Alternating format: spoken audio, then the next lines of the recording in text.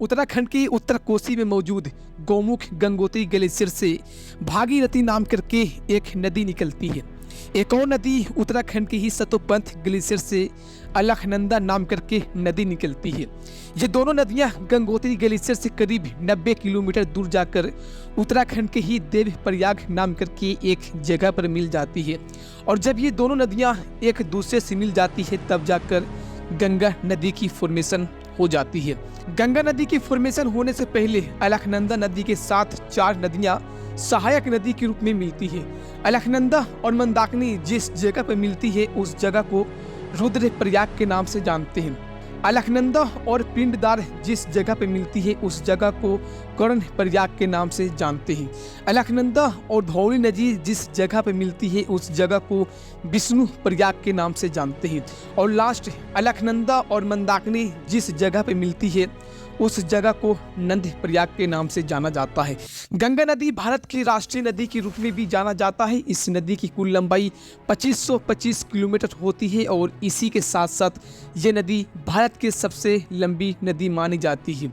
दुनिया की सबसे लंबी नदी अमेज़न नदी जिसकी कुल लंबाई 6575 किलोमीटर होती है जो कि साउथ अमेरिका में मौजूद है।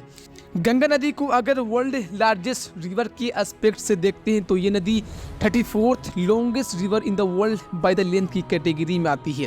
गंगा नदी की फॉर्मेशन देवप्रयाग में हो जाती है। उसके बाद ये नदी देवप्रयाग से निकलकर हरिद्वार में एंट्री लेती है। हरिद्वार उत्तराखंड के मुख्य शहरों में से एक है और ये शहर अपने आप में एक महत्वपूर्ण धार्मिक महत्व रखता है। यहाँ से फिर गंगा नदी अपना रुख को बदलते हुए उत्तर प्रदेश की इलाहाबाद शहर में एंट्री लेता है। इलाहाबाद शहर जो कि आज हम लोग प्रयागराज के नाम से जानते हैं। जब ये गंगा नदी यहाँ पर पहुँच जाती है तो 3 नदियों का गंगा, यमुना और सरस्वती का मिलन होती है जिसे त्रिवेणी संगम के नाम से जानते हैं। ये तीनों नदियाँ का त्रिवेणी संगम होने के बाद ये गंगा नदी बिहार के भागलपुर डिस्ट्रिक्ट में एंट्री लेता है और यहाँ से फिर अपना दिशा को बदलते हुए साउथ ईस्ट की तरफ मुड़कर झारखंड से गुजरते हुए वेस्ट बंगाल में एंट्री लेता है। एंट्री लेने के बाद अब ये गंगा नदी अपना डिस्ट्रीब्यूटरी बनाता है। जब एक ही नदिया में बहुत सारी नदियां मिल जाती है तो उसे ट्रिब्यूटरी यानी कि सहायक नदी के नाम से जानते हैं। और जब एक ही नदिया को 2 हिस्सों में बांटा जाता है तो उसे डिस्ट्रीब्यूटरी के नाम से जानते हैं। और यहीं पर दोस्तों गंगा नदी जब वेस्ट बंगाल के फरक्का शहर में पहुंच जाती है तो अपना पहला डिस्ट्रीब्यूटरी यानी कि शाखा बनाती है जिसे भागीरथी हुगली डिस्ट्रीब्यूटरी के नाम से जानते हैं। और फिर इसी डिस्ट्रीब्यूटरी के बाद में हुगली रिवर के नाम से भी जाना जाता है।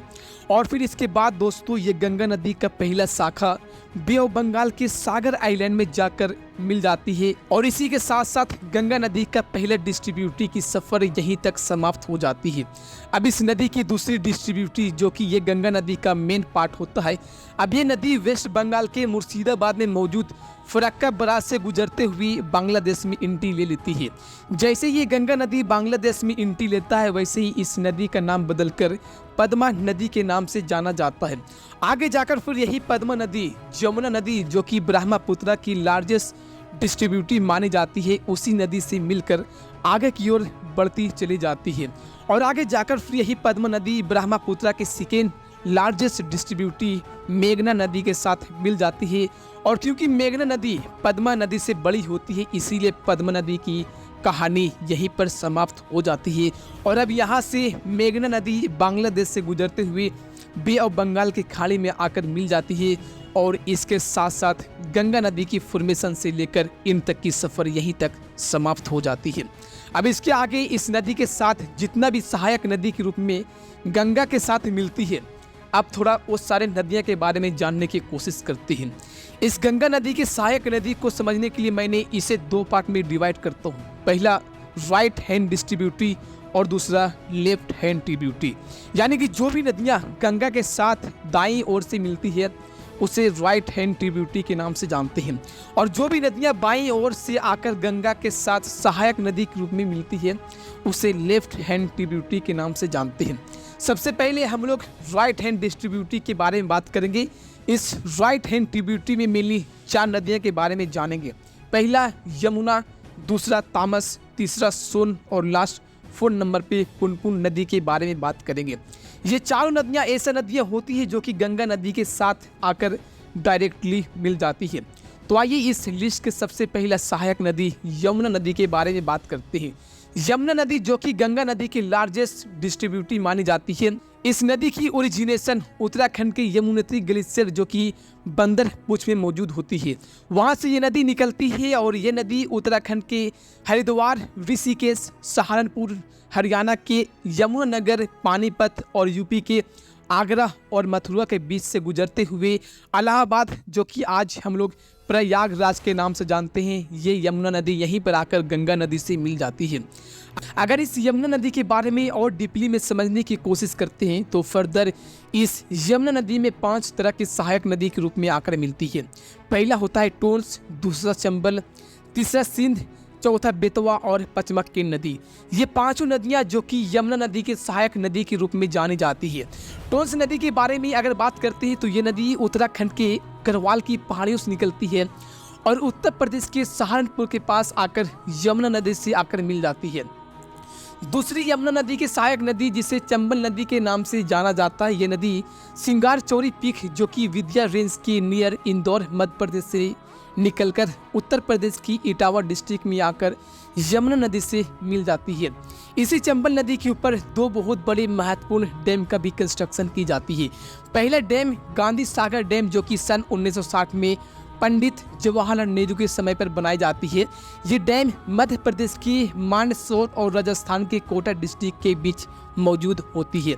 दूसरी डैम जो कि राणा प्रताप सागर डैम के नाम से जाना जाता है और ये डैम सन 1970 में बनकर तैयार हो जाती है।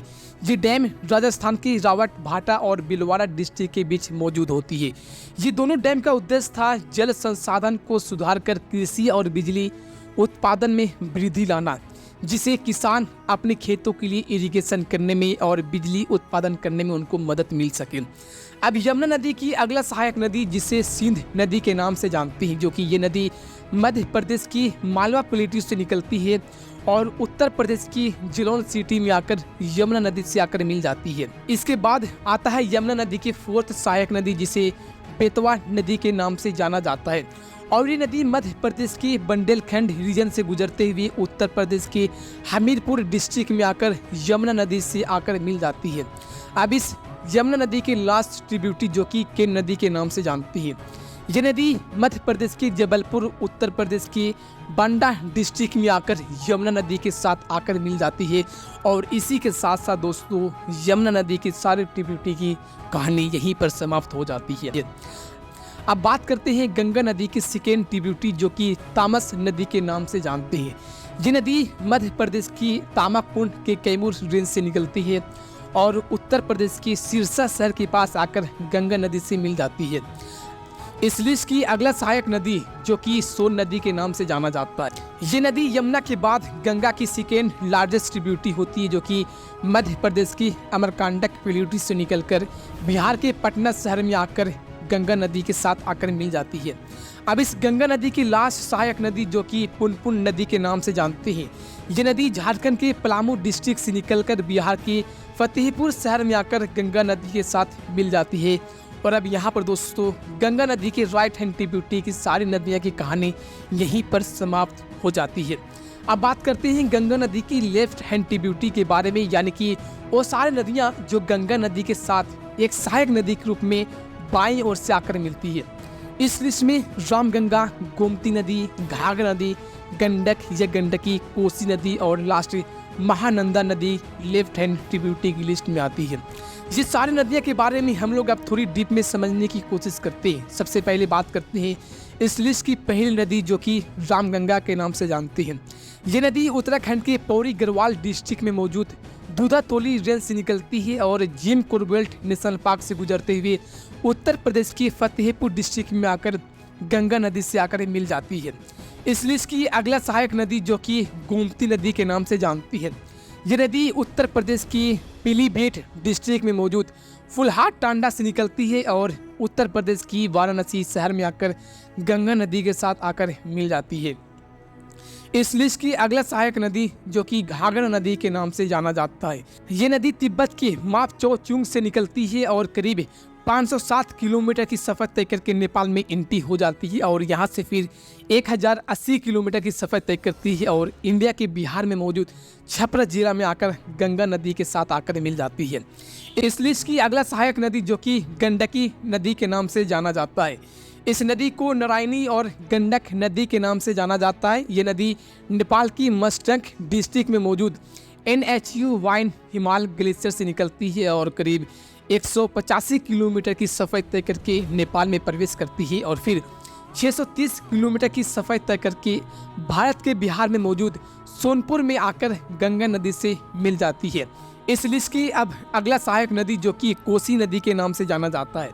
इस नदी में 7 अपर ट्रिब्यूटरी होती है जिसके चलते इस नदी को सप्ता कोसी के नाम से भी जाना जाता है। ये नदी तिब्बत और नेपाल बॉर्डर से निकलती है और फिर इंडिया की उत्तर बिहार में मौजूद कटिहार डिस्ट्रिक्ट में आकर गंगा नदी से आकर मिल जाती है। ये कोसी नदी घाघरा और यमुना के बाद गंगा नदी के 3rd लार्जेस्ट ट्रिब्यूटरी मानी जाती है। इस नदी को बिहार में सोरो ऑफ बिहार के नाम से भी जाना जाता है क्योंकि हर साल इतना ज़्यादा फ्लड लेकर आती है कि करीब 21,000 स्क्वायर किलोमीटर की एरिया में जितना भी फसल होती है वो सारे फसल को बर्बाद कर देती है। अब इस लिस्ट का लास्ट सहायक नदी जो कि महानंदा नदी के नाम से जाना जाता है। ये नदी वेस्ट बंगाल में मौजूद दार्जिलिंग हिल से निकलती है और ये नदी वेस्ट बंगाल बिहार से होते हुए बांग्लादेश के नवाबगंज डिस्ट्रिक्ट में आकर गंगा नदी से मिल जाती है। और इसी के साथ साथ दोस्तों गंगा नदी और उसके सारे ट्रिब्यूटरी की सफ़र यहीं पर समाप्त हो जाती है। चलते हैं, मिलते हैं अगली वीडियो में। जय हिंद, जय भारत।